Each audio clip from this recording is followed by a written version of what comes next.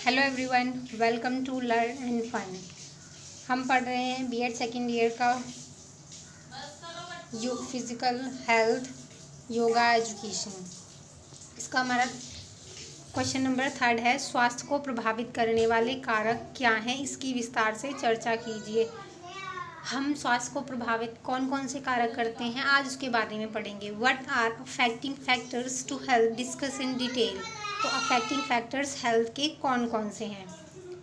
व्यक्ति के स्वास्थ्य को निम्नलिखित कारक प्रभावित करते हैं। कौन कौन से हैं? 3 कारक हैं जो व्यक्ति के हेल्थ को प्रभावित करते हैं। फर्स्ट इज जैविक कारक, बायोलॉजिकल फैक्टर्स। सेकंड इज वातावरण से संबंधित कारक, environmental factors. And third is व्यक्तिगत कारक, पर्सनल फैक्टर्स। तो 3 फैक्टर्स हैं हमारे जो हेल्थ को हमारे प्रभावित करते हैं। तो देखते हैं हम फर्स्ट जैविक कारक, बायोलॉजिकल फैक्टर्स। वंशानुक्रम कारक व जैविक कारक दोनों एक समान है कि जो हमें वंशानुगत मिले होते हैं अपने पेरेंट्स से, जीन्स के थ्रू, क्योंकि वंशानुक्रम जैविक कारक से ही पहुंचता है और यह हमारे शरीर को प्रभावित करता है। देखते हैं ना कि हमें हमारी आइस का कलर्स है, नोज़ की बनावट, फेस की बनावट और बहुत सारी चीज़ें, गुण अवगुण जो है हमारे पेरेंट्स के वंशानुक्रम हेरिडिटी के द्वारा मिले होते हैं।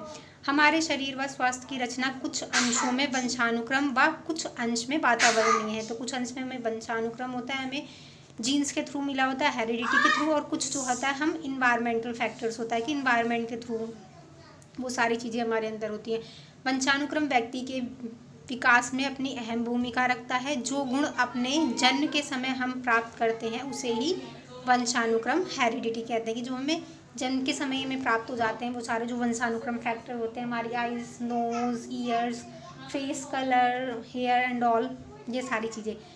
जन्म से ही किसी बच्चे का शारीरिक ढांचा मजबूत होता है तथा किसी का कमज़ोर। देखा ना, इसके पेरेंट्स बहुत ज़्यादा कमज़ोर और वीक होते हैं, तो मोस्टली क्या होता है उनके बच्चे भी थोड़े वीक होते हैं।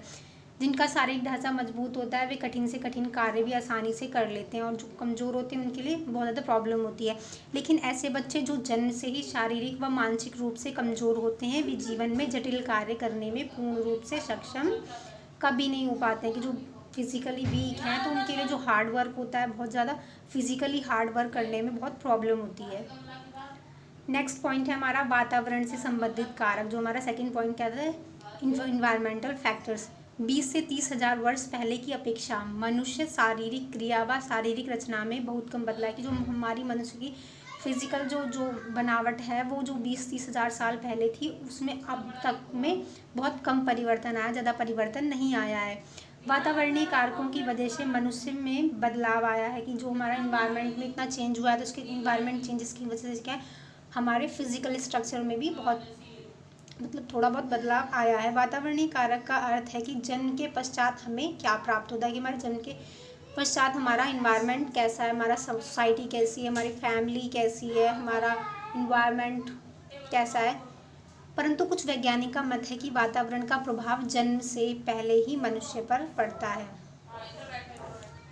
कि हमारा जो है कि जन्म से पहले जो बच्चे जो होता है मदर के गर्भाशय में होते तभी से कहते हैं कि वो उन पर इन्वायरमेंट का इफेक्ट पड़ता है। वे कहते हैं कि बच्चा माँ के गर्भाशय में आंतरिक व बाह्य वातावरण से प्रभावित होता है। कि जो होता है हमारा बाहरी इन्वायरमेंट होता है उससे मदर के ऊपर इफेक्ट पड़ता है। जब मदर के ऊपर इफेक्ट पड़ता है तो बच्चे के ऊपर ऑटोमेटिकली इफेक्ट पड़ता है, अर्थात बच्चों पर माँ के आंतरिक वातावरण व बाह्य वातावरण का प्रभाव पड़ता है। इस तरह से इनडायरेक्टली जो होता है बच्चे पर भी इन्वायरमेंट का प्रभाव पड़ता है। वो जन्म से पहले एक व्यक्ति के शारीरिक विकास में वातावरण का महत्वपूर्ण योगदान होता है। तो इस तरह से जो महत्वपूर्ण वातावरण, किस किस प्रकार के वातावरण का बच्चों पर प्रभाव पड़ता है, तो फर्स्ट हो सकता है हमारा आंतरिक वातावरण, इंटरनल इन्वायरमेंट। आंतरिक वातावरण का संबंध व्यक्ति की आंतरिक स्थिति की, हमारी बॉडी के अंदर किस तरह की चीज़ें हैं, कैसे हैं।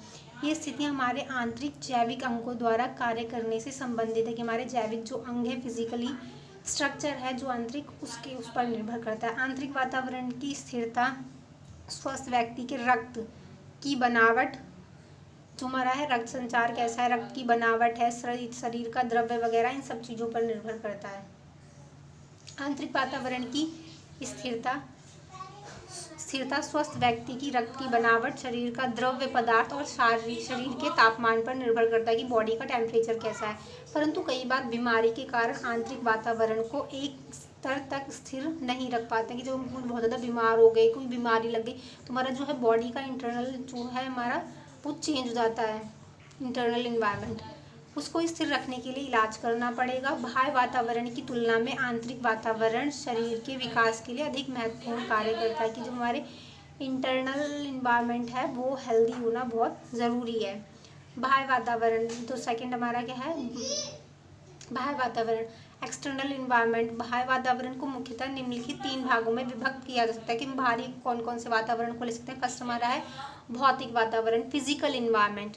भौतिक वातावरण उन दशाओं से बना है जो मनुष्य को प्रकृति द्वारा प्रदान किया, मतलब हमारे आसपास की जो प्रकृति है, वायुमंडल है, धरती का वातावरण है, समाज है, ये सारी चीज़ें हमारी क्या हैं, भौतिक वातावरण है। इसमें जलवायु देखा आपने, जलवायु, पर्वत, वनस्पति, नदियाँ, मैदानी भाग, मतलब हमारे आसपास कौन किस तरह की चीज़ें हैं। मैदानी भाग है, पानी है, समुद्र के किनारे रह रहे हैं, रेगिस्तान है, पशु जगत है, जंगल में रह रहे हैं, कॉस्मिक शक्तियाँ, गुरुत्वाकर्षण बल, विकिरण, वायु आदि आते हैं। तो सारी चीज़ें क्या हैं, हमारे भौतिक वातावरण में आते हैं, कि जो हमारे स्वास्थ्य को प्रभावित करती हैं। भौतिक वातावरण भी 2 प्रकार का हो सकता है, एक प्राकृतिक और एक कृत्रिम। जो हमें प्रकृति से प्राप्त है, कृत्रिम जो मानव निर्मित है। आपने आसपास देखा होगा टेक्नोलॉजी इतनी है जिससे हम बहुत ज़्यादा इफेक्टेड है, अपने कंप्यूटर है और मोबाइल्स वगैरह, जिनसे हमारे हेल्थ पे आपने देखा होगा बहुत ज़्यादा इफेक्ट पड़ता है, आइज़ वगैरह पे, और इनसे जो रेडिएशंस निकलती हैं। और आजकल जो ह्यूमन बींग्स हैं वो लेज़ी होते जा रहे हैं। तो इस तरह से आपने देखा होगा। तो हमारा क्या है, कृत्रिम वातावरण है। कृत्रिम वातावरण में थोड़ा बहुत परिवर्तन किया जा सकता है, लेकिन तापमान, जलवायु, ऊंचाई, स्थानीय वातावरण को व्यक्ति के स्वास्थ्य पर विशेष रूप से प्रभाव पड़ता है। ये आपने देखा होगा कि जो हमारा प्राकृतिक वातावरण है इससे बहुत ज़्यादा प्रभाव पड़ता है। अधिक टेम्परेचर होने से क्या होता है, वहाँ के लोग गर्मी सहन करने की ज़्यादा क्षमता होती है। और इस तरह से जो हमारा प्राकृतिक वातावरण है, वायु कैसी है, स्वच्छ वायु है तो मनुष्य का हेल्थ अच्छा होगा। प्रदूषण है तो उस हेल्थ पे बहुत ज़्यादा गलत इफेक्ट होगा। तो इस तरह से आप समझ सकते हैं कि भौतिक वातावरण किस तरह से हेल्थ पे प्रभाव डालता है। नेक्स्ट है हमारा आर्थिक वातावरण, इकोनॉमिक फैक्टर। इकोनॉमिक फैक्टर किस तरह से हमारे हेल्थ पे प्रभाव डालता है। आर्थिक वातावरण में आर्थिक वस्तुएं, घर, हम देखते हैं आर्थिक वस्तुएं जो हम मनी के द्वारा खरीद सकते हैं, घर, सड़कें, वाहन की सुविधाएं, मशीनें, अर्थात सभी सुख सुविधाएं शामिल की जाती हैं। और सब हमारी सुख सुविधाएं हैं जो हमारे जीवन के लिए ज़रूरी हैं, जो हमें सुख देती हैं, वो सारी आर्थिक वातावरण में आती हैं। इन्हीं सुख सुविधाओं से व्यक्ति का जीवन स्तर, स्टैंडर्ड ऑफ लिविंग प्रभावित होता है। व्यक्ति का जीवन स्तर या आर्थिक स्तर व्यक्ति के स्वास्थ्य के शारीरिक, मानसिक व सामाजिक पहलुओं को निर्धारित करता है। कि अगर हमारा स्टैंडर्ड बहुत अच्छा है तो हमारा जो है अंदर हम खुश होते हैं, तो हमारा हेल्थ भी, उसकी बॉडी अच्छी रहती है। लेकिन जब हम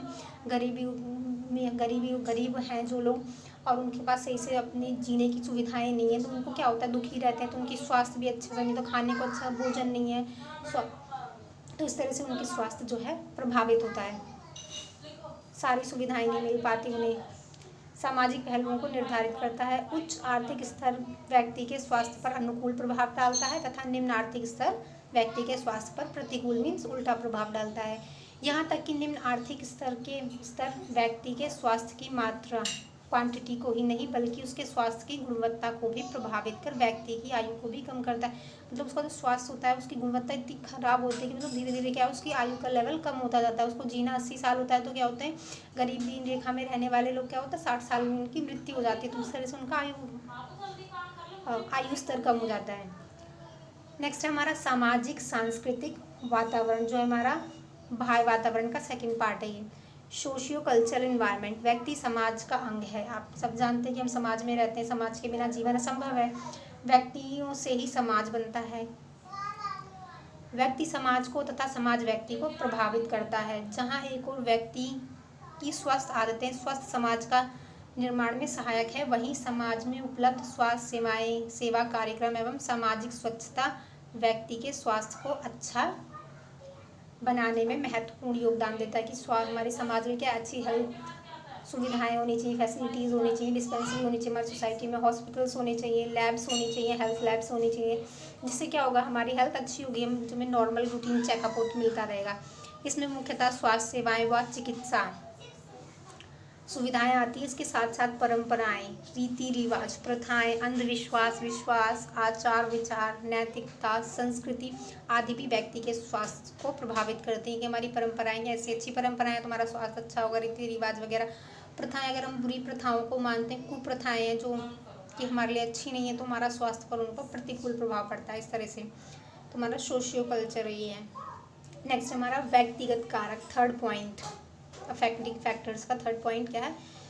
व्यक्तिगत कारक, पर्सनल फैक्टर। व्यक्तिगत कारक जो व्यक्ति के स्वास्थ्य को प्रभावित करते हैं, जो हमारे पर्सनल खुद के फैक्टर्स होते हैं। शारीरिक व्यायाम की, फिजिकल एक्सरसाइज हम किस तरह से कर रहे हैं, जो हमारे बॉडी की हेल्थ को बहुत ज़्यादा इफेक्ट करती है। आजकल आपको कहा भी जाता है कि कोरोना के टाइम पीरियड में आप लोग क्या है, एक्सरसाइज कीजिए, जो कि बहुत ज़्यादा ही इस टाइम इम्पॉर्टेंट है आपकी हेल्थ के लिए और आपकी इम्यूनिटी को बढ़ाने के लिए और आपको बीमारी से बचाने के लिए। शारीरिक व्यायाम व्यक्ति के स्वास्थ्य को काफ़ी सीमा तक प्रभावित करता है। यदि व्यक्ति शारीरिक व्यायाम नियमित रूप से करता है, मीन्स डेली करता है, तो उसका स्वास्थ्य क्या है, अच्छा होगा। जबकि इसके अभाव में व्यक्ति के स्वास्थ्य के शारीरिक व मानसिक पक्षों में कमी आती है।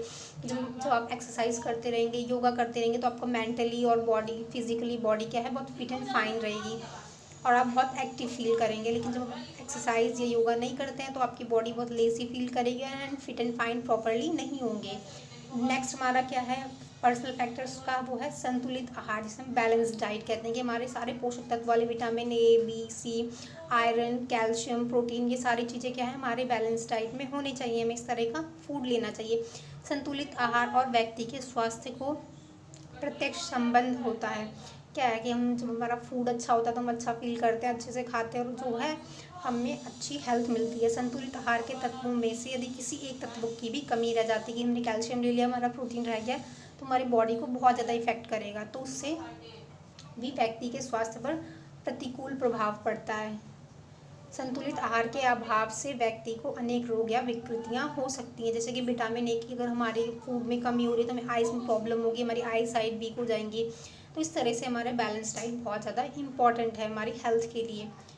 नेक्स्ट है हमारा पर्सनल फैक्टर में आराम, शिथिलता व निद्रा। हम रेस्ट कितना लेते हैं, रिलैक्सेशन एंड स्लीप। आराम, शिथिलता व निद्रा का प्रभाव भी व्यक्ति के स्वास्थ्य को प्रभावित करता है। यदि आराम, शिथिलता व निद्रा का अभाव होता है, कि आप प्रॉपर स्लीप नहीं ले रहे हैं, इसलिए तो क्या होगा, आपके हेल्थ पे बहुत ज़्यादा नेगेटिव इफेक्ट होगा, तो स्वास्थ्य पर प्रतिकूल प्रभाव पड़ता है। इसकी अपेक्षा में यदि व्यक्ति पूर्ण रूप से आराम व निद्रा लेता है तो व्यक्ति का स्वास्थ्य अच्छा होता है। देखेंगे आपने भी, जब आप लगातार 1 वीक आप क्या अच्छे से नींद नहीं ले रहे तो आपके आई डार्क सर्कल्स हो जाते हैं, आइज के नीचे हेडेक होने लगता है, तो ये सारे क्या है, हमारी प्रॉपर स्लीप की वजह से नहीं था। तो हमें प्रॉपर स्लीप लेनी चाहिए। व्यक्तिगत स्वच्छता, कि हम पर्सनल क्लीनिनेस के बारे में कितना अवेयर है, हम खुद की स्वच्छता के बारे में कितना अवेयर है, कितने उस पर ध्यान देते हैं।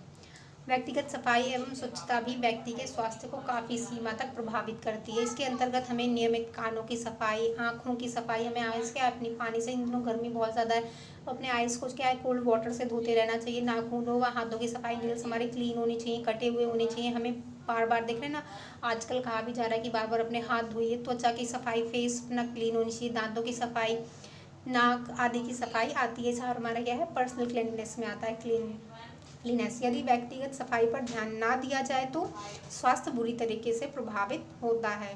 तो ये बहुत ज़्यादा इम्पोर्टेंट है पर्सनल क्लीननेस। नेक्स्ट है स्वास्थ्य को काफ़ी सीमा तक प्रभावित करती है, इसके अंतर्गत ये हो गया हमारा। नेक्स्ट है स्वास्थ्य के प्रति दृष्टिकोण, की हमारा एटीट्यूड्स क्या है, एटीट्यूड क्या है स्वास्थ्य के लिए।